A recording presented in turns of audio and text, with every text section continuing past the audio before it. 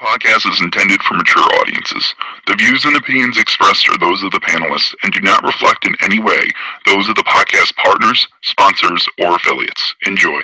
Hi, this is Michael Buffer, and you're listening to the voice of the people. Let's get ready for Boxing Voice. ThaBoxingvoice.com. You need that fear.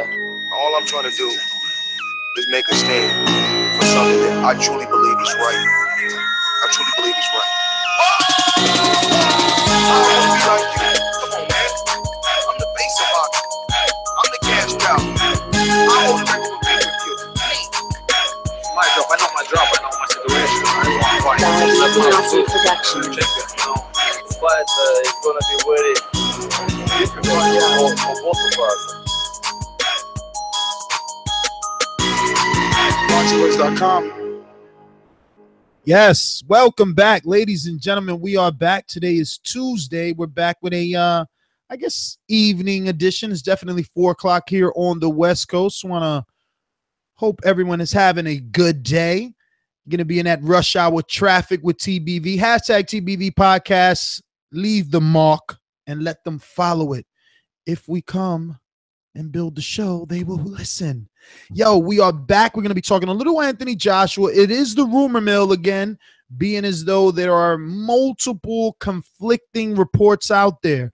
We got one report that we can, trust. Boxing Scene is a trusted website. They're saying Luis Ortiz is not taking any step-aside money. He's not signing to fight Deontay Wilder, and instead he's waiting until September 3rd to see if Joshua's going to fight him or vacate. So that's what's on the agenda for today. Quick little show. We're going to be taking calls on Skype only, so remember to add Nestor Gibbs on Skype. That's NESTORGIBBS. Remember, if this is a topic you're interested in, don't forget to hit that thumbs up button. It helps with the visibility of the show. Lets us around here know that you like the content and make sure that the show gets in front of other eyes. So I'm going to go out to my co-host. We have a full panel today. We're going to go out to the Golden State, to the Hipster, Hunter. ThaBoxingvoice Production. This is a beautiful performance against a very tough guy in Michael Johnson. How do you feel about it? Fuck that. Conor McGregor. ThaBoxingvoice.com. You know me, Larry. From a wicked entrance, from a flip over the rock into a knockout. Now, when the main thing is, I just help the guy. I wish. ThaBoxingvoice.com. Yes, the hipsters here. Haters beware. And with Anthony Joshua and his WBA belt maybe being stripped on September 3rd, a lot of interesting things about it. Obviously, Luis Ortiz's team is the ones that really presented this fact, even though it was sort of already known. I don't think it really was understood by the community because of the rumored Kubat Pulev rumors of him not wanting to fight for 3 to 5 months. And that obviously conflicting with the October 28th date, I believe, in Cardiff, Wales. So Eddie Hearn needs an opponent for that. Obviously, the other mandatory is Luis Ortiz.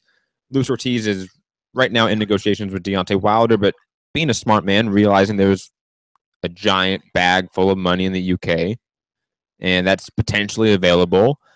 And now he's going to push for that when he thought he couldn't get it before. And let's be honest, the WBA has a long history of not enforcing mandatories, not enforcing their own rule set, or their own mandates.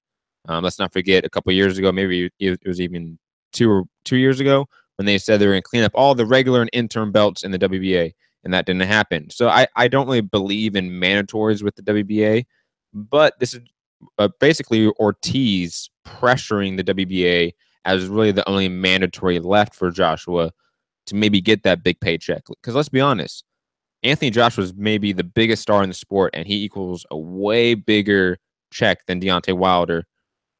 So if I'm Luis Ortiz, I'm taking that, and I'm pressuring the WBA to basically either strip Joshua on September 3rd or get that fight. And let's be honest, Joshua may just give up the belt. That's a possibility. Joshua doesn't need Ortiz. He really doesn't. He's the biggest money man in the sport other than Canelo and obviously Mayweather McGregor. So he doesn't need Ortiz. Ortiz needs him. So just a lot of interesting things to think about. A lot of storylines. Can't wait for maybe September 3rd to roll around and get some more concrete news on the heavyweight division, because at the top, it's really a question mark right now. And I want a little more facts, a little more concreteness with the future of this division. Well, let's introduce the third part of this trio. Doomsday, the amateur boxer. What's going on, Dooms? What's going on, people? TBV. What can I say about this topic, bro? I mean, to me, either fight would be a great fight. Who's ducking and are you ducking? You know what I'm saying? Is it for the money? Is it for the glory? I think Ortiz versus Wilder would be a great fight. I think Ortiz versus Josh would be a great fight. So I think the one that has the pressure, I think, is Ortiz. He's going to be facing two. I mean, if I'm not mistaken, to me, the highest level fighters in the heavyweight division. So I can't wait to see what the fans think right now. What's on the mind? Yeah, it's going to be interesting for sure to see what happens come September 3rd and to see what direction Joshua goes. He is the key. I mean, me and Matt were talking about this off air, and at the end of the day, you know, Joshua is the cash cow of the division. So it is smart of Luis Ortiz not to sign a Deontay Wilder deal just yet because he's already with Heyman. That fight will always be on the table.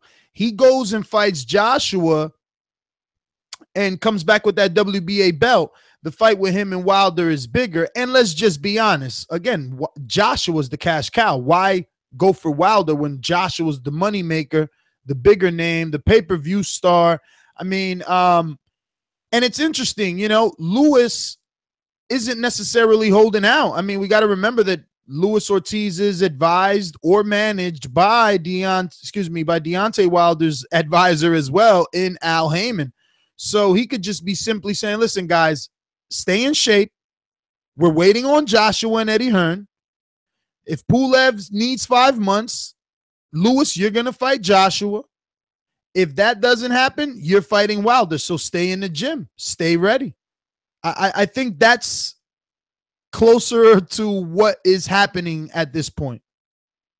Well, again, we have two different sides of it. We have the Joshua camp and the UK market and that whole conglomerate. And then we have the US market. We have Wilder. We have PBC/Al Heyman and Ortiz. And that's all sort of interconnected as well.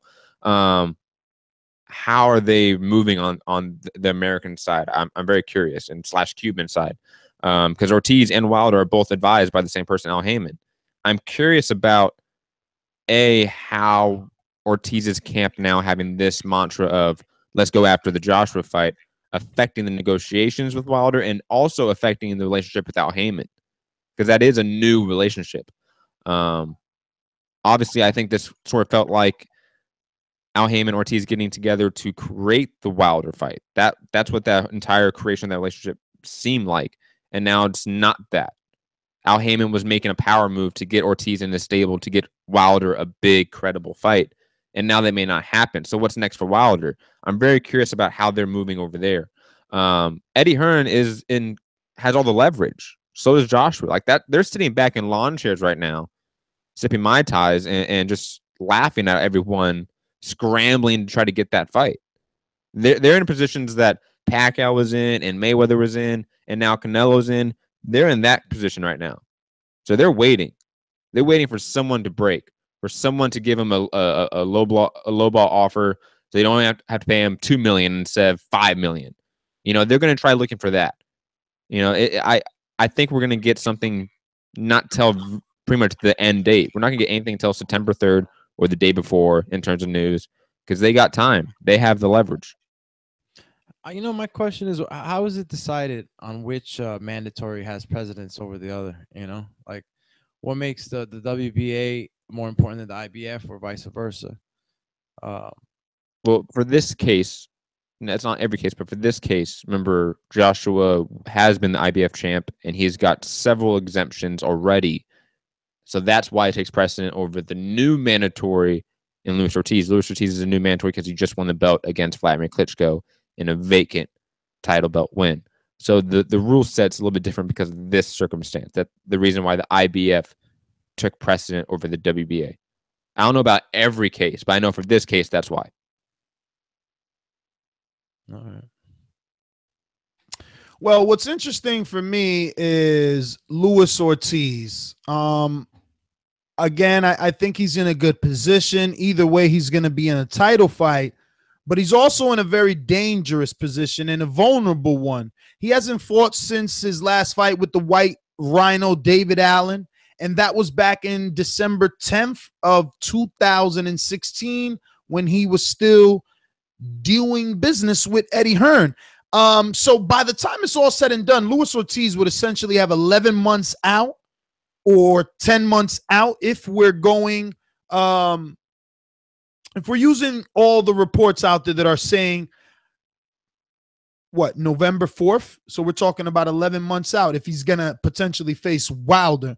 And if it's Joshua, well, then Joshua was on schedule according to rumors for October 28th. So regardless, it puts Luis Ortiz, if he gets either fight in that 11-month range, having this layoff and being, I don't know, how old is Luis now? 38, allegedly? In Cuban years. What the hell does that mean? God knows. He's aging well. No, it means that he, well, who knows with Cubans, man? You never know. It's like Rigondeaux. Like, we never know. I mean, he's King Kong is in shape, man. He's in shape. 38 years old, but he's in shape. True, he is. But the thing is, like Ness is sort of alluding to, like, one, he hasn't really looked good recently. He hasn't looked as good since the Brian Jennings win. He has a long layoff. Is this almost a cash out for Luis Ortiz in a way? Is he looking for that big paycheck? That's probably why he's waiting. That's probably why he's waiting for the Joshua, because if he loses being old, I mean, it's the biggest money fight at least. Like, if he loses to Wilder, there's no way he's going to bounce back and get a Joshua fight very quickly because he is dangerous in a lot of ways, even if he is old or faded or slow or whatever word you want to use.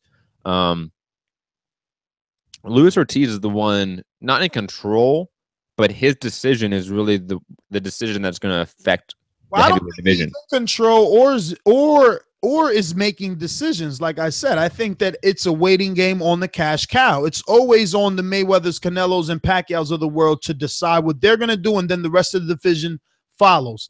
And that's what I think it is. It's like, all right, well, we're going to wait and see Wilder and Joshua. You sit there and be good boys. You do your thing. You work out, you train, you stay in shape. If Joshua decides Pulev, you guys are going for the Barkley November 4th. It's going to be the King Kong versus the Bomb Squad. Well, do we really think? Hold on. Do we think Joshua doesn't capitalize on the fight he just had with Klitschko and not fight once more this year? Yes, he will. That's what I'm saying. I don't think he does that. Oh, you don't think he fights no more this year? No. You're saying, hold on. If he fights Pulev, that's next year, not this year. No, it's reported for October 28th. No, but we talked off air how shitty of an article that was. I get you, but it's not. I need to address that very quickly because we didn't address that on the show. You shouldn't address it because yes, I should, because that was shitty journalism. Relax. You would be only taking the source of mirror. Eddie Hearn already said this about, I don't know, 26 days ago. That whole arena, that the 26 days ago is 26 days ago. I get you. Listen to me. Hold on. No, what I'm saying is that what that publication did was rewrite an old story. That's why it's not quoted. So why are you talking about Pulev fighting in October? Because that was Eddie Hearn's original plan. But that's not happening now. But it is resurfacing. It's resurfacing off of a shitty article that makes no sense. That I question the validity of it. That's one article, Matt. That's one article. Exactly. And we're going with that article over Boxing Scene. Multiple publications are reporting it. Like I said, by publications you mean Instagram accounts. Listen, like I said, where there's smoke, there's fire. I'm not saying that it's official. My whole thing is hypothetical. The bottom line still remains: they all have to wait on Joshua. No one else. I'm going with Pulev's own words. I'm not going with the mirror. Pulev's own words on his own Facebook account say he's not fighting for another 5 months. And he even said on the short end, I think it was 3 months. Even then, October doesn't fit. October does not fit in that timeline. Joshua has to move on, and he can. All right, man. So I'm not saying it has to be Luis Ortiz because, again, I question the WBA's willingness to, mandate mandatories. So I don't know who he's going to fight next, but the idea that he's going to fight Pulev next as an option in October doesn't make sense. If you're saying he's waiting out the rest of the year and then fighting Pulev in March or February of next year, then okay, we can have that discussion. But I don't know if that's even happening as well. I wouldn't believe that. Joshua needs to fight this year.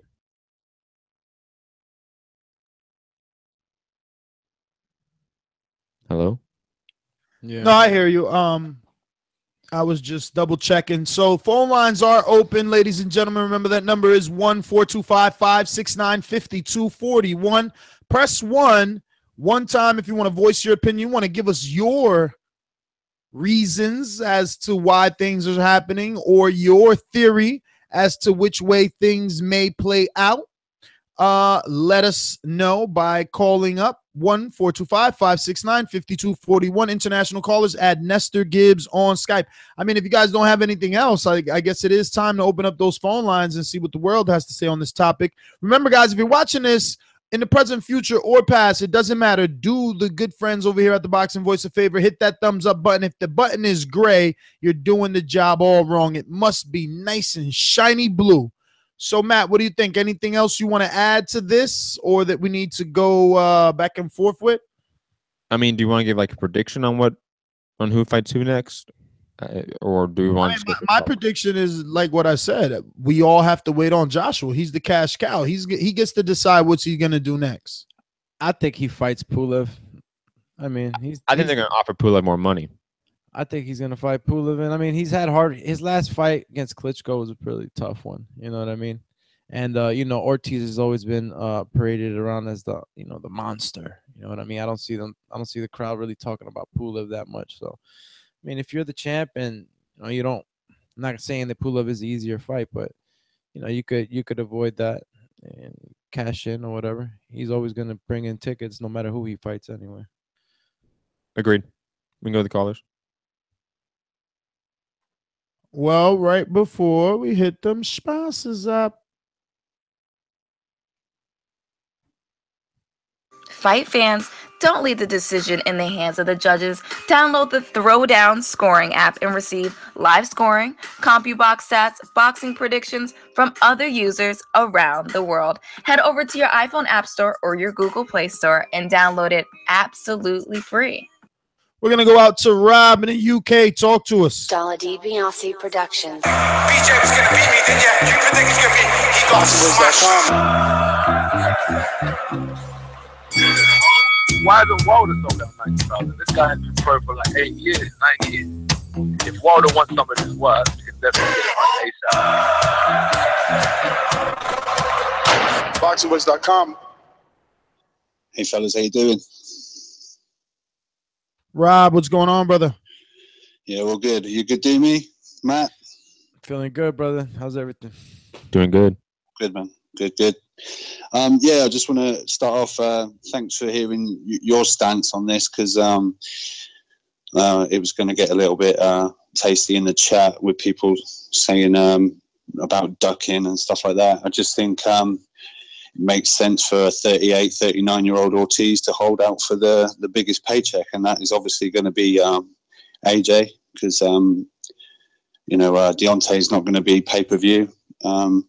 AJ's just like you're saying, the cash cow, and it just makes sense for Ortiz to try and get that final, as he's getting near the end, just to get that big money. It's not going to come with Wilder, I wouldn't imagine. As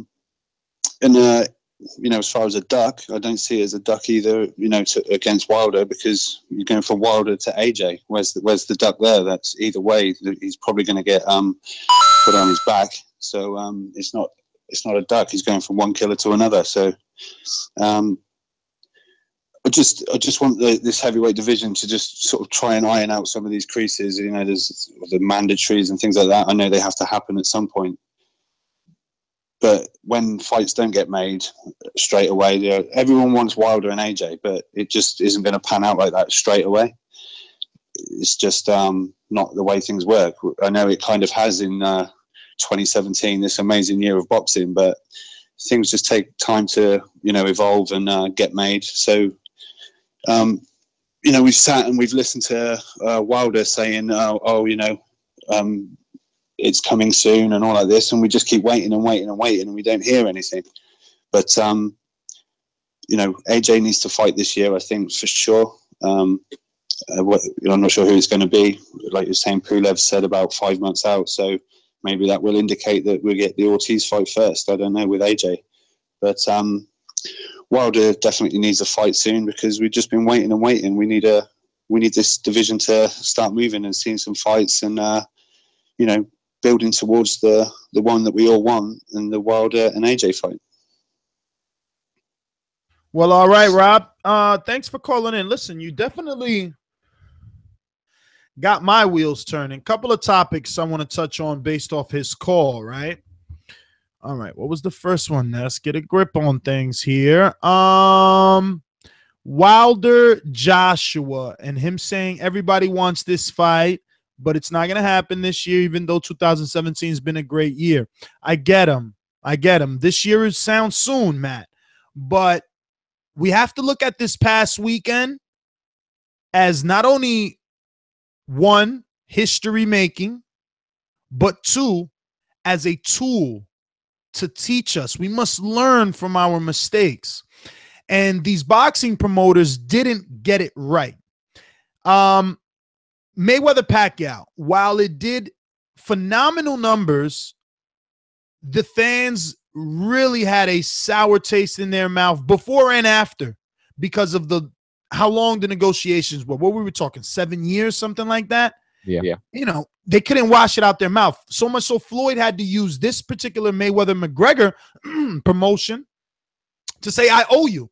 I'm going to pay you back for what I did with Mayweather-Pacquiao.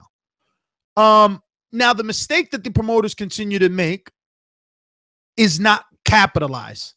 There's a phrase called striking while the iron is hot, and that's what you must do if, you want to capitalize. Now, I bring it all back to Joshua and Wilder.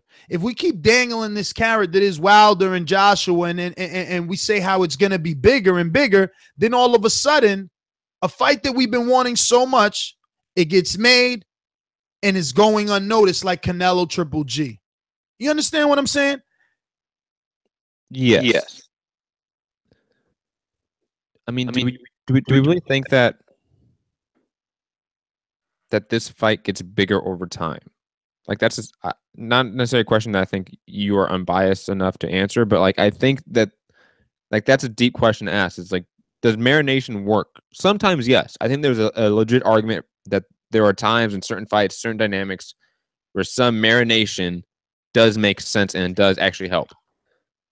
Does this fight qualify for that? Does AJ Wilder in 2 years become astronomically bigger? In 3 years become astronomically bigger? I don't know. I seriously doubt it. Also, because of the heavyweight division, I seriously doubt both these men will remain undefeated in 2 or 3 or 4 years. That doesn't seem likely. Both in Joshua's case and in Wilder's case. Both guys are way too beatable, and it's the heavyweight division. So, yeah, this fight needs to happen relatively soon. I can understand one fight. I can understand Joshua wanting to take a softer touch, not a tune-up, but a softer touch from a Klitschko, from a Wilder, from those type of guys, because you just had a fight of the year war. I get that. But this fight needs to happen next year. This fight needs to happen within the first 6 months of next year to really catch momentum within the sport. And that's probably a bigger overall goal than these two men's overall pockets and their checkbook. I care about the sport, right? So striking while the iron is hot. The sport is hot right now. The sport is in a little bit of a boom period this year. So if, let's say, Wilder Joshua happens March of next year, that would be amazing. That would catch on more, and that I think that would actually help the sport if you have that happening next year. If you have like Earl Spence is still saying, I only want Keith Thurman. That's the only guy I want. Imagine if that happens in the first quarter of next year as well. Like, imagine if those fights just start happening and we only get maybe one soft touch in between two hard fights. Maybe. You know, like that would change the sport in a drastic way, and I think would improve the sport on many levels. So I really hope this fight happens next year, if not first half, you know, within the first 9 months of next year for sure. Well, I look at this, man. In a perfect world, I'm sorry, I had the camera off. In a perfect world, I would want it sooner rather than later, like yourself. Mm-hmm. But I'm not sure that is the correct route.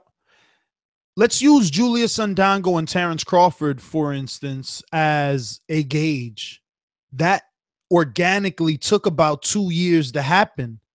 You know, Terrence got the first belt, then he unified with Postal, excuse me, I'm calling him Pistol. That's what happens when you don't fucking fight, right? Victor Postal. And then he got some defenses in between there while Ndango emerged and became the, I guess, B-side that he needed to be to garner the fight being as big as it was. And remember, that didn't do the numbers that it should have, being as though it was something for all the marbles. And I think in the heavyweight division, they have the luxury of attracting the casual fan simpler, easier, right? Because they're big. So maybe, just maybe, and this is to your second part, Rob, about, you know, the heavyweight division getting back into gear and mixing it up. I think that's going to happen very quick. I think we're going to be very excited towards the end of this year because, hypothetically speaking, if the alleged rumors that are out there take place, Matt, the heavyweight division kind of blankets and eclipse everything that happened this year, honestly speaking, because when you think about the two biggest fights of this year, you're going to say Mayweather McGregor and Anthony Joshua Klitschko. So right there, the heavyweight division has 50% of what shook up boxing this year. Now, for Wilder to come back and fight Ortiz in November, Brazil be on the undercard with who is he scheduled for? Brazil, maybe Stavern? Yeah, it's Brazil Stavern. Brazil Stavern on that undercard, right? That's three good heavyweights and one guy that's trying to get back in the mix. And then on the other side, you have whatever Anthony Joshua decides to do, whether that be Pulev or who knows, right? Then I think I was looking at the schedule maybe in October. Huey Fury and Joseph Parker are already set. So the heavyweight division is definitely going to get a boom towards the winter. And we're going to be happy, and it'll probably stay on our mind longer than anything else that happened this year because heavyweights are just big and, you know, they mean for excitement. But and also because so if you got anything else, let me know. Because they are closing out the year, and we're going to get most likely top welterweights, top names that we like to watch and not fight the rest of the year. Keith Thurman's injured. God knows what Danny Garcia is doing. I know Sean Porter was supposed to fight, but yeah, the death in the family, so God knows what he is doing as well, and also prayers and thoughts to him. And we don't know what Earl Spence is doing. We know he's sort of just waiting for Thurman. So we may not get any of those names who are sort of big, primetime, basic cable names that fight on CBS, on ABC, on Fox. Those names aren't fighting. But Wilder is. Luis Ortiz potentially is, and that's a mega fight. And if you sell it right, you could get 3 to 4 million views on that fight on Fox. It's just sad that the Wilder-Luis Ortiz fight, Matt, is rumored for November 4th. So, like, if that actually happens, right, like, when is a good time? All right, this is a better question. When is it not too late to announce that that fight is officially official so that it can actually get some attention and on November 4th, do some good ratings and actually mean something on both men's resume? Because we're talking about August 29th today. I mean, how many months do you got to promote this? 2. So when would you like to see it announced, and when do you think it's too late? Next week. Next week. I would say next week. And again, that also goes with the timeline of Joshua, Luis Ortiz, Pulev. Like, all this whole saga is all next week. That's the culmination of it. I think we're going to get a lot of news and a lot of press releases next week for the heavyweight division, for October dates, for November dates. Well, September 3rd is a Sunday. Is it? So, because I think the 5th is a Tuesday. But you check it out. I'm going to go to some callers. We're going to go out to Orlando, Florida. We got 407-580. 407-580. First time caller? Majid. Is that Majid? I didn't know Block Talk was open. You should have told me. Yeah, I said that when I said the number out loud. Oh, hold on a minute. Yeah, go ahead, Majid. Yes, sir. I would hope that the Ortiz and AJ fight happens. I wouldn't want him to get stripped for not taking that fight. You know, like I won't even give my predictions right now, but I just hope for boxing that happens because we got to get down to who the best at the heavyweight, and I feel like that's just one step forward. So I'd rather see Ortiz than Pulev. So yeah, man, that's all I got. I'm hoping he don't get stripped over this shit, man. That probably need to happen. I'm tuning in if it happens. That's all I got. All right, Majid. Well, thanks for calling in, my friend. We're going to go back out to the UK. We got Idris. Talk to us. Hey, man. Long time, man. I haven't been calling in, but I've been listening to every show, man. I've just been a bit busy. But let me tell you about this situation, man. This shit is all over the place, man. And you know what? Ortiz, I think, is the root of a lot of problems right now. Because Wilder, Steven, AJ, Hearn, Pula, everything that's going on in the heavyweight division right now is revolving around what Ortiz is going to do. You know what I'm trying to say? So he actually needs to, in my opinion, he needs to give AJ, like, fight Pulev and then fight me next. I think AJ made it as simple as that. You're next after Pulev, but he doesn't want to wait for that. And he's saying he's giving mixed signals. Idris, come on. Your UK bias is pouring off you. How is this Luis Ortiz's B-side fucking fault? He ain't got no power. So what do you want him to do, yeah? He fights AJ next and AJ gets dropped off the IBF. He has to drop his title. Brother, we don't care about what AJ got to do. Time out. Blame on him. Something's got to give, like... No, very quickly. I'm If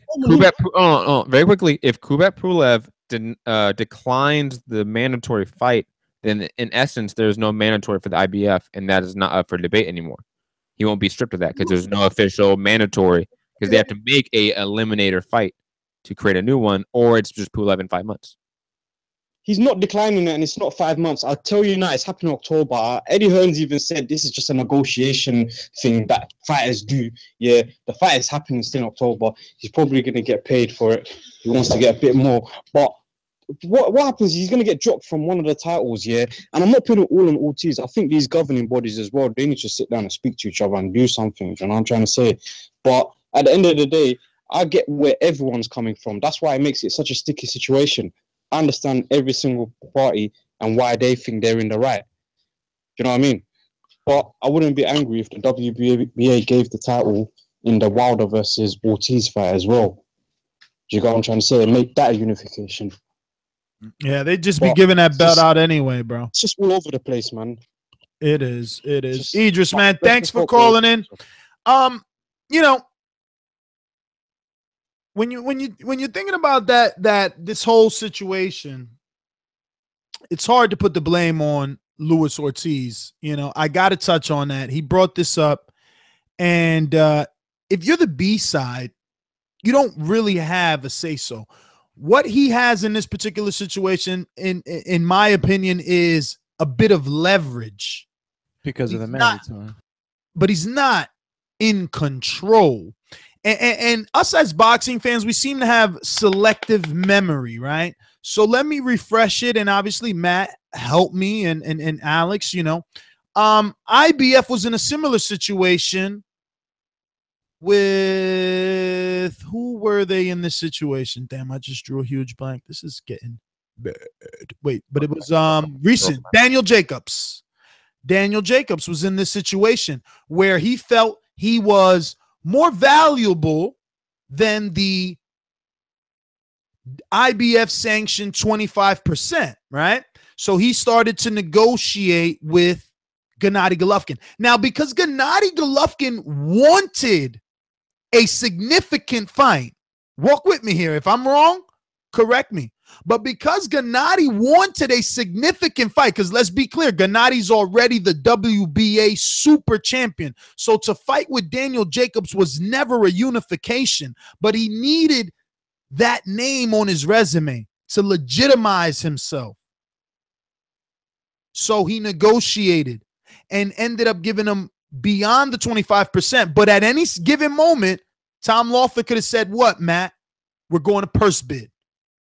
But he kept giving them extensions. They kept asking for extensions because they were confident that they were going to get it done with Al Heyman. But if they didn't like the negotiation and the ongoing dragging out of the situation, they could have said, let's go to purse bid. Same thing Eddie could say here. If Pulev is saying, no, I need 5 months, fuck you. You're not the A side. We're the A side. We're ready to fight. We're ready to defend. Purse bid. You don't want to go to purse bid? You lose your fucking ranking. We move on. That's how it works in the real world, unless I'm mistaken, which I don't think I am. Well, one, I don't think really Joshua has to do that. Again, Pulev really isn't. Pulev isn't Jacobs to Triple G. Like that's while that situation with the sanctioning body is similar, the dynamics of the fight are very different. That was a legitimate fight, especially looking back on it in retrospect. Obviously, Daniel Jacobs is a top 3 middleweight easily, and that was to sort of solidify Triple G's resume in a lot of ways. Joshua just beat the greatest heavyweight in the last 10 years. Like, he doesn't need to push for these mandatories. These mandatories are just guys, except for maybe Luis Ortiz, who's a little more trouble. But these guys aren't there to really solidify anything. He's already solidified somewhat of a legacy. You know, like the same with Tyson Fury. Like, those guys have a legacy already by beating the guy, the great of their division, the great of their time. So they're good. They don't need to fight these no-names in a sense. So I think in most cases, the sanctioning bodies work in conjunction with the stars. We know that. They don't want to rock the boat. There's very few circumstances of that happening, and it's usually the fighter being upset with the sanctioning body and the sanctioning body continually trying to make reprimands for it. Case in point, Canelo and the WBC. Canelo continually talks shit on WBC, and the WBC continually sucks up to him and kisses his ass because they still want that relationship. They want the stars. They want that money from the sanctioning fee. So I think the IBF and the WBA are going to work in conjunction with Joshua, like you said, Ness. He's the one in control. Him and Eddie are the ones in control right now in this division, and whatever they decide in the next week is going to be final, and it's going to set the tone for the rest of the division for the next 12 months. And you know what? I think Eddie, I know you want to jump in, Alex. Come in right behind me. This will give you some more ammunition here. I think Eddie is in the driver's seat. Telling Anthony A. Joshua everything he needs to know in his ear, right? And what he's saying is, listen, the pressure's on Deontay Wilder, baby. Who you fought, baby? You ain't fought no one, baby. Wilder is Triple G. So if Eddie keeps waiting, right? Wilder keeps getting frustrated. He's putting pressure on Heyman now. Heyman has the fight to make. He could go Stavern, the one no one wants, and he could go Luis Ortiz. But again, Heyman being a businessman, why do in-house with Ortiz and Wilder when you can send Ortiz out to possibly get the belt? We don't know, but it's a gamble you're willing to risk because if he wins, he comes back and the unification is in-house. Boom, big for PBC. So I think that's what's going on. It's like we got to wait it out. So the pressure's on Wilder because he's like, bro, I've been out the ring. I'm ready to go. My fans are frustrating me because, you know, the fans that believe in him, they call him the champ. Those that hate him, they don't think he's a champ. And, you know, he's into the social media. You know, he wants to fire back. I mean, every time he hits me up with some good news, he got that hashtag haters going, hey, you know what I mean? Like, it's embedded in him. He needs these fights. So the pressure's on him. He's putting the pressure on his people. And Eddie's telling Joshua, just wait. Let's wait a couple more days. Let's see if Wilder breaks. Let's see if Luis Ortiz breaks and says, fuck it, I'm not waiting anymore. I'm almost going on 11. By the time I get in the ring, I'm going to be 11 months out. I'm 38 years old. I might as well take the Wilder, the Wilder WBC fight. This is what's going on. This is because then you get Joshua, right? Pulev is busy and Joshua fucking fights somebody like, I don't know, who? You know, I heard rumors, you know, bad rumors, but I heard bad rumors of Dillian White rematch. Like, come on, bro. And then everybody be like, oh, Ness, but why you mad? You know, Deontay was busy. He had to fight Ortiz. And it's like, come on, bro. The man with all the power is Floyd Mayweather. And then there's a domino effect in this order. And it could have slightly changed depending who you are. And I guess certain statistics, but I'm going to still go with Mayweather, Pacquiao, Canelo, and actually, let's make it a triangle of sin. Mayweather at the very top, right? Then a straight line down to the next star, and we'll put that into the triangular position so that it can be three corners, right? Joshua, Pacquiao, and Canelo, because we don't know. We really don't. All those guys have very hold on. What metrics. What shape do we just make there? I'm very confused. we made a pyramid with a fucking geometry class right there. Lightning coming out the top. You know what I mean? We got the lightning coming out the top right now. And obviously Mayweather is that, right? So then who else do we have? Then you got the Cottos of the world. Those guys, you know, they barely make pay-per-views. McGregor, if he comes back to boxing. Nah, come on, don't go there. We're trying to stay too boxing. I can't troll. Come on. Of course you can. So pretty much. I mean, yeah. You know, if this fight happens with AJ, with any of these two, it's gonna happen in the UK, right? Yes. So what I'm saying is that what do the people really want to see more? You know, what's in demand, and what's in demand, and is it worth it for AJ to just go straight to Ortiz? You know, just pertaining to I don't think it's worth it for AJ. It's like Matt said, man. He has beaten the best heavyweight in the last 10. He can milk it, bro. Like, look at the stadium. But are we to assume that AJ just wants to, like, you know, kind of sit back and just take another fight? It doesn't matter what AJ wants. He's not the businessman. He's just the fighter. Yeah, well, when I say AJ, I mean the team itself too. I mean, and that's the problem right there. Eddie is the team, and Eddie got fucking Anthony Corolla and Ricky Burns in a fight. He knows how to keep his guys with pockets lined up. But they only have till the 3rd to make this decision. So true. What I'm saying, it's also been months. And they could also ask for an extension, homie. Yeah, well, we're not. How many extensions do they have, dude? That's the thing. Depends who they're talking to. Eddie has a great relationship with the IBF. Just think about all the extensions he got for fucking Kell Brook, man. All right, so September. We're in September. That only leaves like a few more months to the end of the year. I mean, is he really not gonna get a fight? No, he is. No, how long is an extension? Just to know, because I don't even know how long. It could be a couple weeks. It could be whatever. It could be any time span. But anyways, any time frame? What the hell is that? No, not any. But you know, they can get a 2-week extension easily. Yeah. Very quickly though, think about this. With Klitschko, it was basically a 50-50 deal. And money distribution and pay-per-view split, all that. It was a 50-50 deal, basically, from what I remember. With these fights, these guys may not be getting pay-per-view bonuses. Pulev may not get a pay-per-view option in there. And probably not. He's probably getting a guarantee of maybe everybody gets a pay-per-view option. I never heard of a paper. Yo, you kidding me? So you think Guerrero just got a straight like 2.5? No. Fight Mayweather back then? That's Mayweather. Nah, bro. Yo, everybody gets different. The money's different in the U.S. for pay-per-view than it is in the UK. You know that. Come on. Oh, yeah. But, I mean, over here, we all get that option. You know, everybody I'm just saying. $1. I'm telling you, Pulev and Ortiz, they're going to be in a bad spot in the negotiation table because the leverage, because Joshua does not need them. So I'm telling you, that's another reason why we may not see Pulev be so accepting of this fight at this point, because he wants that pay-per-view bonus. He wants maybe an uptick in his purse. And like you said, with the Daniel Jacobs Triple G situation, Joshua just may not be down with that. He may not allow it because he doesn't have to. That's not his Jacobs. Very true. Very true. We're going to go back out to the phone lines, ladies and gentlemen. Don't forget, if you're watching this on YouTube in the future, present, or past, hit that thumbs up button. We're trying to raise the visibility of the show, and that helps tremendously.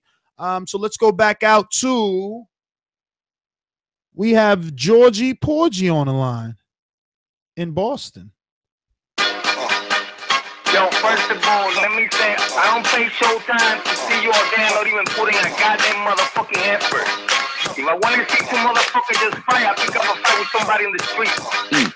Don't need that shit. You don't love that form I do? Just move along. Gone. Fuck you. Next, what a great show. Thumbs up, donate. Hey, yo. Cracking, B. Yo, Matt, don't go nowhere. Georgia, you like 54 years old talking about what's cracking, man. You ain't cracking nothing but your back. Put your cane down. What up, Georgie? Nigga, Ortiz is like 60 years old saying he's 38, so what the fuck is the difference? Shit. Bro, listen, AJ is king. Whatever AJ decides to do, drop the belt. This mafia's got no power on him. This man got the public behind him. Countries behind him. Fuck only England. This nigga around the world got countries behind him. You actually in the United States, who's your favorite heavyweight? Who you think they're gonna say? Think they're gonna talk about Wilder? Squad! Negro, please. Listen, man. AJ can decide to do whatever he want to do. The man say that Ortiz and AJ on ESPN would do like 5 million. It will be like 4,999,000 fucking AJ fans and maybe like 1,000 fucking Ortiz fans. I mean, Ortiz don't bring nothing to the table. It's like Rigo now. I love Rigo, but the man don't bring no money to the table. And these people, that's how they speak. They speak money. They don't talk about what's right, what's wrong. They wipe their ass with all that. We know this. So at the end of the day, they're going to find a way to make the fight that is convenient for AJ. Ortiz can have a WBA, WBI. Nobody give a fuck about that belt at the end of the day. Fucking Wilder with the WBC, which for some people is the most glamorous belt, how his career fucking fell, fighting nobody. Man, this is nonsense, bro. Leave AJ alone. We can hate on the man all you want, but he's on top and nobody can do nothing to him. Pretty much that's my quote. Everybody out there support, donate, enjoy Patreon. Leave AJ alone, he says. Very quickly. He made a good point that I really want to address. Even though AJ is clearly not the level of a star that Mayweather is, and we know how Mayweather controlled the Nevada State Athletic Commission, the WBC, etc., etc., Mayweather was hated in a lot of ways.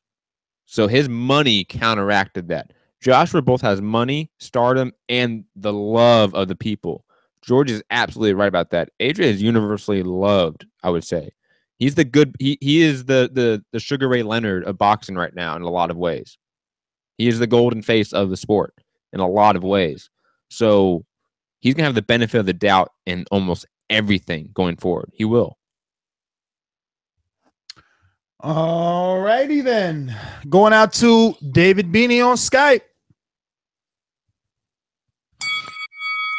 Hey guys. Yeah, just a couple of things. From my understanding, or I think it was from an interview that Eddie Hearn gave the other day, that AJ is pretty much going to fight what's his name, Pulev, and if he turns it down, then they'll just go down the IBF ranking to Takam. So he's basically going to fight whoever his IBF mandatory is. So I think, well, they'll have to do some sort of agreement with Ortiz to fight him further down the road, or he's going to get stripped, I think. So because he said that he's going to, the IBF is the first belt that he won, and he's going to that's going to be the one he defends. So and obviously in the order of when the mandatories were mandated, that's obviously the IBF were before the WBA, so they're obviously going to try and deal with the mandatories in order. So yeah, the one thing, Matt, you said I didn't really understand. You said that something about the deal, whether what Pulev wants. I thought that don't as a mandatory challenger, you're entitled to like 25% of the purse, whatever it is. Isn't that right? Yes, but you can negotiate for more than that. Jacobs you proved can that. negotiate for more than that, but I thought you were saying, because you was like talking about a flat fee. So like, I mean, you obviously, the purse for you would think against Joshua is pretty big, so you probably want to take 25%, wouldn't you? Yeah, 25% of a big purse is still a huge purse. Yes. Yeah. Okay. So yeah, that's my call anyway. Well, all right, David. Thanks for calling in. It's interesting that David, as a UK caller, doesn't find it odd, strange, isn't curious about the route chosen by Eddie Hearn and Anthony Joshua. Seems a bit convenient to say the IBF is the first title that you won, so that's the one you hold dear. And that's not the reason why. So what's the reason? The reason why is the IBF said they would strip him if he does not defend that belt first. The WBA did not make that statement. But in theory, isn't that exactly what the WBA will do if he doesn't fight Luis Ortiz? No, the WBA said they will allow him to fight the IBF mandatory first. Really? Yes, that was all decided about months. No, because that's why we're waiting to the third, bro. They have until the third to decide. That's the whole point of the third. If he doesn't decide on the third, he gets stripped. Not for the IBF, for the WBA. That's why King Kong is waiting in the wind, dog. Like, what are you talking about? You're a little lost here. Call them lost in the realm. I just know that from the very beginning, they've always said that they have to defend the IBF mandatory first because of the because of the multiple exemptions already given to him for guys like Eric Molina, for guys Matt, you're smarter than that. That's what I'm saying. You don't think it's fucking convenient that they're choosing? I'm just saying that's what they said. Lose that and go with that side. When on that side you got Pulev, who's been knocked out by Klitschko. On the other side you have the unknown. Here's the thing. All the sanctioning bodies are the same. I don't trust a word they say, and they can go back on their word at any point. But we're not talking about the sanctioning body and trusting them. We're talking about the team of Anthony Joshua and Eddie Hearn and how they have brainwashed the fans and our recent caller, David Beanie, into believing that they are defending the mandatory challenge by the IBF due to some sort of nostalgia. That's the first belt I really won. That's not the reason why, though. Dog, we're going off the caller. I'm sure you have your reasons, right? No, that's not my reasons. I'm giving you Eddie Hearn's reasons. I've seen enough Eddie Hearn interviews to hear him say, we have to defend the IBF belt because they said they will strip us because they were already giving us voluntary defenses. Like walking into a brick wall with this kid. In theory, isn't that the same thing that the WBA is going to do if he doesn't fucking fight Luis Ortiz? That's possible. But the WBA has been very quickly. But let's all be honest here. The WBA has never really enforced mandatories. The IBF has. WBA doesn't enforce mandatories to their super champions. No, let's be clear. You're very slick with your words. Joshua is a super champion. Who? Joshua is a super champion. Obviously. Oh, is he? Yeah. You're right about that. So you disagree with that they don't force mandatories here. So again, the IBF has a long history of forcing mandatories. They'll strip on the third then. That's the whole point of it's sanctioning bodies. They send letters and memos all the fucking time. No. And again, this is not from the WBA. Hold on, time. This is not from the WBA. This is from Luis Ortiz's camp. They could be just as biased and exactly as Eddie Hearn is. That's the point. Luis Ortiz's camp. You think they ain't getting this straight from Mendoza? You crazy? They got Heyman on that side now. Can't twist something. Come on, man. What? Just like Eddie Hearn can't twist words from the sanctioning body. They're promoters, teams, managers, promoters, advisors. They're all the same fucking thing. Come on, man. They're all going to lie to the media and the public. Or not lie. They're going to twist the truth a little bit. Maybe there's a date that is September 3rd for something with Joshua and the WBA belt about mandatories.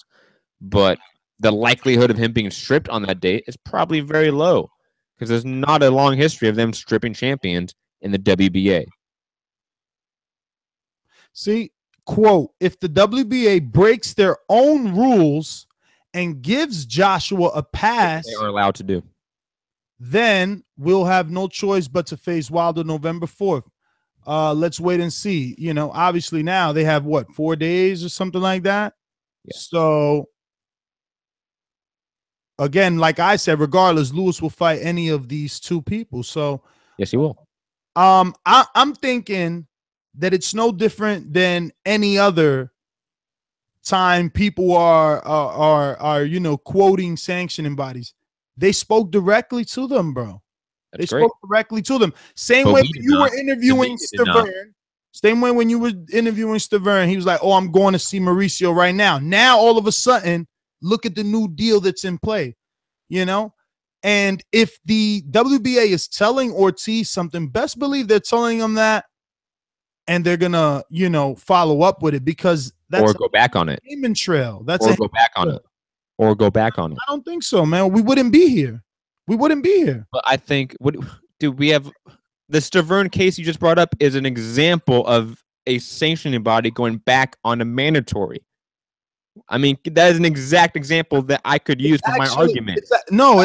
First go back on their rules and their mandatories all the fucking time. First of all, it's not. It's stupid. First of all, it's not them going back on their mandatory. Yes, Stavern and Pulev were in a mandatory eliminator. And due to what Povetkin did I say Povetkin at first? I might have said Pulev by mistake. Said Pulev by mistake, but I understood it was Povetkin. I understood. Yeah, I meant Povetkin. So you obviously know what happened with Povetkin. It caused Stavern to stay in that position. No. Who was named the mandatory, regardless of having to take a fight? You're saying Stavern? Yes, Stavern. The WBC said he was the mandatory. Yeah, he did not need to fight for that status. No, he did not need what? Due to what? Due to what? I just said that. Failing a drug test. That's not. But that, again, that's not what I'm talking about. I'm not talking about the added context of why he's a mandatory. I'm talking about them saying, "Hey, you're the mandatory," and then now he's not. Again, you brought that up, and I'm just saying that's a shitty thing to bring up because it furthers my case. Well, the bodies will go back on their own rules. All the time. What they're saying is the mandatory and is not. What are you talking about? You're going in riddles. They haven't named multiple mandatories. It's only multiple mandatories. So then what are you talking about? What are you talking about then? They've only he is no longer the mandatory. Who's no longer the mandatory? Well, he no longer has to fight for it. Sorry, that should be Stavern. He no longer is fighting for the belt. That's what it seems. That we know that's where it's heading. Again, you're confusing me. Are you saying he's no longer in a title eliminator to be the mandatory? No, I'm saying he's no longer fighting for the belt. That's probably a more accurate statement. Sorry. Belt for Deontay Wilder's belt? Yes, because he was the mandatory for Deontay's Wilder. As of yet, we're not 1,000% sure. But let's just go hypothetically that we know. But we know all the rumors is that him and Brazil are fighting. This is the problem with you know, this is exactly why this phrase was created. Damned if you do, damned if you don't, right? Because you're mad at the WBC. Listen to your argument, right? You said, "Oh, they're no good. They were I didn't say they're no good. Hold on. I'm not mad at them. I'm not mad. Let me finish. You can correct anything you want to correct. Yeah. WBC has Stavern and Povetkin in something. It didn't work out. They made him automatically the mandatory, right? Yes. So now you were griping about that. Right. So then they decide, allegedly, right? They decide, hey, we'll put Stavern, who the public doesn't feel deserves a fight, in with a legitimate opponent, let him earn it. And now you're saying, oh, they go back on their word all the time. So damned if you do, damned if you don't. First off, me stating the fact that they go back on their word all the time does not mean that I am upset at them going back on their word this time. For this example that we're just given about Stavern. I'm just saying that they go back on their word. That the idea that we can trust the sanctioning bodies when they send out a memo or a press release or whatever isn't really accurate. You can trust the sanctioning bodies as much as you can trust the promoters. You sound like Georgie, right? Because we trusted the sanctioning bodies with Earl Spence and Carl Brook, and we trusted the sanctioning bodies with Triple G and Canelo, and we trusted the sanctioning bodies with Crawford and Undango. And we trusted the sanction bodies for numerous shit, man. Like, people pick and choose. Like, nothing is perfect. The Boxing Voice isn't perfect. We miss fucking shows. Like, nothing is perfect, bro. Like, there's gonna be shit. That's what I'm saying. But in this instance, or this situation, this is the best thing they could have done, is force Bermain into a fight. I'm not disputing that. Hold on. I'm not disputing that. Okay. And the WBA, the best thing they could do is strip. It's that simple. If you ain't gonna fight, move on. You go ahead and defend your IBF the way you want to because it's nostalgic, and then Lewis will fight for the vacant WBA. And all I'm saying is we have a long history of sanctioning bodies going back on what they say they're going to do. Smaller people, bro. Stop with this craziness. No. What do you mean? What do you mean craziness? Hold on, time on. What do you mean craziness when we just brought up the WBA? Not just brought up, but we brought up on this show the WBA mandating a year ago, 2 years ago, that they're going to clean up all these regular and super championships. And how often have you bitched about a year ago? Stop it with the lies. Hold on a minute. Stop all the time off air. Come on. Yo, stop it with the lies, bro. Look, we're talking about maybe 6-8 months ago, okay? The most noise the WBA was making for the consolidation of their belts was around the time with the Jason Sosa, Jezreel Corrales thing, and the Daniel Jacobs Triple G thing. Stop making it seem like this has been going on for a long time. Don't worry about the time. Don't worry about the time. It doesn't matter. Oh, no. Yes, Matt. Yes, they dropped the ball. There is no consolidation. There's still multiple titles. I hear you. Okay. But at the end of the day, Badu Jack is calling himself a two-divisional champion, and people are retweeting it. So people recognize it. So if they're going to recognize Badu Jack, we're going to recognize now Luis Ortiz is a mandatory to that WBA, which you want to deem worthless when you want. I'm not saying it's worthless. You're misconstruing my argument. My argument is that the WBA and every sanctioned body has a long history of not doing what they say they're going to do. I'm not saying that I'm upset at it or that I think they should do this or that. I'm just saying here's the facts. Everyone has history. Not always do what they say they're going to do. Everyone has history of saying they're going to do something and they don't fucking do it. The WBA has to please how many fucking fighters in how many divisions? It's difficult. You can't. That's fine. I'm not. Again, you're thinking that I'm hating on it because I'm just stating this is the reality we're in. I just don't get as upset. Let me finish my fucking point. My point is that because the reality we're in is that we can't hold these sanctioning bodies to their word, we should not really expect Joshua to be stripped of the WBA if he does not fight Luis Ortiz or if he does not announce something September 3rd. Like, to assume that will happen, I think, is a little bit ignorant of what the sanctioning bodies are. Maybe to assume that it's going to happen 100%, yeah, but to think there's a possibility is fine. To think there's a possibility is fine. We see this happen all the time, bro. But to say, oh, it's going to happen. Like, especially when it's a high level, person like this, it opens the door for them. They get the publicity, man. It's no way. Anyway, let's go out to Vegas. Jack, talk to us. Hey guys, just to park my ignorance here because I'm getting back in the heavyweight scene, and there's I need you to educate me if you can. I'm looking at this AJ situation, and to me, if he's got to make a mandatory, why not face Ortiz?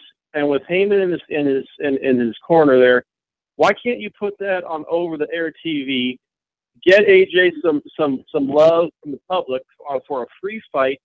He's a great fighter. Let's let the masses see him, and then that sets up a Wilder pay-per-view that will bring in more eyes down the road. Now, I'm not educated on the TV side of it, so that's why I need you to explain.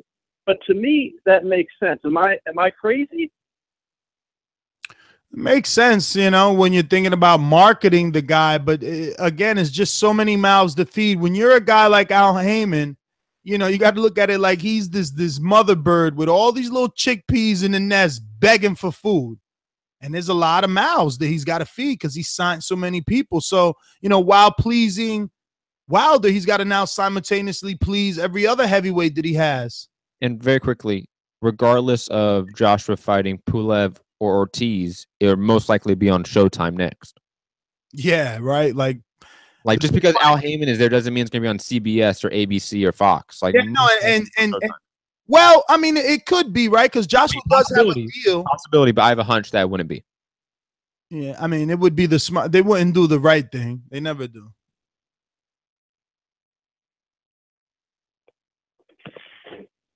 You're all done there, Jack? All right.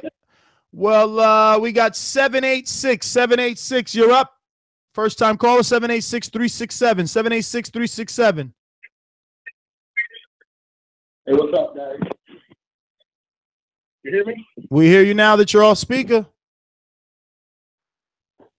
Yeah, sorry about that, man. Hey, it's Jay, man. Let me tell you guys something, how that sanctioning body works. It's not that WBC is not following the rules with Stubborn. That was the deal Stubborn did because TV wasn't ready for him yet. So Stubborn made that deal and asked the favor from WBC so a fight could get done between Wilder and Ortiz. It's not that they don't follow the rules. If you look back, the sanctioning bodies have stripped a lot of champs before. The ones that do the deals are the guys under the negotiations because these sanctioning bodies are getting sued for things that they don't do. Hello? Now we hear you, brother. We're letting you talk. Yeah, and as far as the Joshua, man, Ortiz is not a mandatory. Ortiz is a special condition to the Klitschko fight. Means when him and Eddie Hearn signed the paperwork, they signed it according to the paperwork was we'll fight Klitschko and then fight Ortiz. So Ortiz is above a mandatory. Ortiz is not a mandatory. And special conditions in a resolution are a step ahead of mandatories. And he knew that. So did Eddie Hearn. There you go. Got some clarification on what's going on. Let me find out you got some insight on the camp. It's Jay, man. You're talking to Jay, his manager. Ah. You know, I watch your show all the time, bro. Yeah, I'm looking at this 786. I'm like, damn, is it him? Jay, look at that. Jay, the manager of Luis Ortiz. Huh? Could you believe that, huh, Matt? I always watch your guys' show, man. That's amazing. Well, there you go. Yeah, it's a special condition, Matt. Ha ha. He called it. Now, Jay, very quickly. Yeah, I want to get your opinion on this, and you may not be able to really address it, but do you have faith in the WBA enforcing that? Of course he does. He wouldn't be calling in correcting your ass. It's not faith. No, it's not faith. What they're doing is anything can happen. Those guys play this like a business. We don't have a boxing union that helps boxing, but at the end of the day, they have a big lawsuit on their hands because everything was done through contracts with the WBA. If they don't follow their own rules, then they have a big lawsuit on their hands, and that's where they're in a corner. And Joshua knows that. Joshua and Eddie Hearn knew that from the beginning. We were the ones that moved aside because if you look back, Klitschko was under us. If somebody wanted that title, they were supposed to fight Ortiz for it. That's so right. It was a special condition deal we did to let Klitschko fight. Klitschko had lost to Tyson Fury. So we were number one interim champs. I mean, anything can happen with these sanctioning bodies, but they're in a major lawsuit. And the Wilder fight we can't take because we're in the middle of that lawsuit. If nothing happens with WBA, we go forward and then sue them for damages, and we will fight Wilder. So it's up right now. It's just up to the WBA. We already know Joshua stated and Eddie Hearn they won't fight Lewis. We ain't even asking for money. We just said let's fight, and they said no. Clearly no. So basically, you're just waiting for the WBA to strip. Well, we try to negotiate with them. This is business. Lewis has a family to feed, and they said no. And they said, well, let's fight. And they said no. We're not going to fight Lewis now. We have IBF. We asked them for that resolution because as far as we know, IBF knows we were first. So now, Jay, let me ask you. IBF knows Lewis was first. Since the WBA already has done some special things, can't you guys come to a negotiation where AJ says he's gonna vacate and then Lewis uses that title similar to how Klitschko used the WBA title to unify with Anthony Joshua, Lewis uses Wilder. that same WBA to unify with Wilder. Is that possible? Is that what we're waiting for? Right, maybe. right. That's what we're waiting on. If they're gonna go ahead and follow the rules, means Joshua has to give up the title. Ortiz won't get granted the title, but it'll be on the line for a Wilder fight.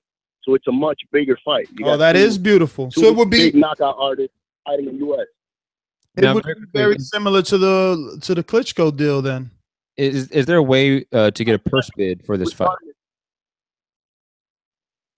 No, there's no purse bid because since we were mandatory, we were special condition for the belt anyway. Once Joshua doesn't want to defend it, it automatically goes to Lewis, and it'll go to Lewis and Wilder for a heavyweight fight. Perfect. So automatically that's what'll be done. We were next in line for it anyway. Nobody's gonna argue it under us. I mean, who's gonna fight Lewis under there? They're all fighting for their own positions already. I mean, in a perfect world, man, that's what it should be. Anything can happen to these guys. They use it like a business instead of boxing and a sport. But at the end of the day, then they face a lawsuit, a big lawsuit, and we'll go forward and fight Wilder anyway. Well, all right, Jay. Thanks for calling in. Need to start picking up that phone so I can go see Lewis out there. Show, man. Yeah, we will. Hopefully we will, man. That's a real fight, you know. That's gonna be. It is what it is, but we're gonna do it, you know. This is what we worked for. You know, I still watching you guys show, man. I be tripping out sometimes. You guys get in those arguments. All right, guys. Take care, man. Thank you. Thank you. There you have it, man. See, little goals. God always blessing us, you know. Just talking this little topic, and boom, the manager of Luis Ortiz calls in to iron all the little crinkles and wrinkles out of our little theories here. Definitely put a smile on my face, Matt, because made me right and you're wrong. Haha. And I did forget about that whole Klitschko AJ thing, but he's right. I remember that now that he, refreshed my memory. They made it an optional unification by granting Klitschko that. So that would be awesome if they did that for the Luis Ortiz and Wilder fight. So really, see, it's like the third, man. The third is due day. I told you. But it's still, like even he said, it's still up to Joshua. At the end of the day, they're even trying to still negotiate with Joshua. Joshua's already telling him, no way, Jose. We're fighting Pulev. And that's what I was telling you. You know what I mean? He's trying to make it this nostalgic bullshit. And it's just like, no, that's just the safer route. And I get it. I get it. Listen, if I'm Anthony Joshua, if I'm him, like him, body and all, fuck, man. Give me the Pulevs of the world first. I mean, I'm already packing a stadium, bro. Like, I could do 2-3 fights of people crying and say, oh, Joshua's fighting bums, Eddie, and then come back and fight a Luis Ortiz and get everybody happy again. Then, boom, I'm back to the David Allens of the world, baby, cashing in. Dude, they should cash in. He's young, man. You don't got, I mean, look. You figure they fight twice a year, superstars. Guy like Joshua, he's young, he wants to fight 3 times. So you got to give him 1 big fight and 2, like, hometown, fill out the, get tickets, get money fights. He's got to get because look, you could easily put him in that Dillian White fight. Like, who's really going to complain? Maybe us U.S. hardcores, right? But like in the UK, oh, they'll love it. They'll love it. And now he just signed the old guy. You remember? Did you notice that? No, who? He signed Chisora. You signing him, he's at least 3 fights. You know what I'm saying? Or at least fight to fight, like however lasts you long, my son. Anyway, let's wrap it up, right? Any final thoughts, Matty? No, not really. Shout out to Jay to come on and sort of. That was awesome. Yeah, that was awesome. Thank you for that. I'm still sort of doubtful of the WBA in terms of enforcing anything. And like you said, they don't really have to in a sense because he's not really a mandatory. Special deal. Yeah. And again, but Sunday is I don't even know what that really means. I probably need I'm going to go read up the WBA's rules and regulations and see what that really is. Well, you know what it means. Look, this is my take, right? It's like Joshua Klitschko. It's such a big fight. Listen, Jay, Luis Ortiz, just let us do this. It's going to be good for everybody. We'll make sure you're there next time. That's it. And it's on paper. And I'm also curious if Joshua's really okay with letting go of a belt. I know, A sides have done it numerous times. No, but that's true. What was the recent seconds? We had a recent champion, right? That we thought he was gonna vacate, and he was like, "I ain't vacating no belts. I'm defending it." I forgot who was that. It was just recent. But just to refresh your memory, September 3rd is a Sunday. Isn't that odd? Sunday show. Interesting. But yeah, final thought. I'm very curious to see what's gonna happen. Because of what Jay said, I'm very doubtful that Joshua 60 seconds will be stripped. How that happens, I do not know. Is he going to fight Luis Ortiz? I don't know. Is it going to be a check from Eddie Hearn to the mailbox of Luis Ortiz, the WBA, etc., to say, "Hey, here's some step aside money, etc." And I don't know if that's even possible. And if Luis Ortiz would even accept it, but I think we're going to get Joshua with the WBA belt after Sunday. However that happens, if he's fighting Luis Ortiz or anything else, that's what's going to happen. I'm Matt Hipster Hunter. You can find me at Mixed Combat News on Twitter, Matt Hunter TBV on Instagram, and my MMA podcast, Mixed Combat Radios on Patreon, SoundCloud, YouTube, iTunes, etc. Peace. And I am your host, Nestor Gibbs. Find me on Instagram and on Twitter at NestGTO. Don't forget to check us out on Patreon for more exclusive content. And be sure to subscribe to the YouTube channel. Get those notifications. We're doing shows every day, sometimes 2 and 3 times a day. You want to be part of this discussion, so join on in. Do say.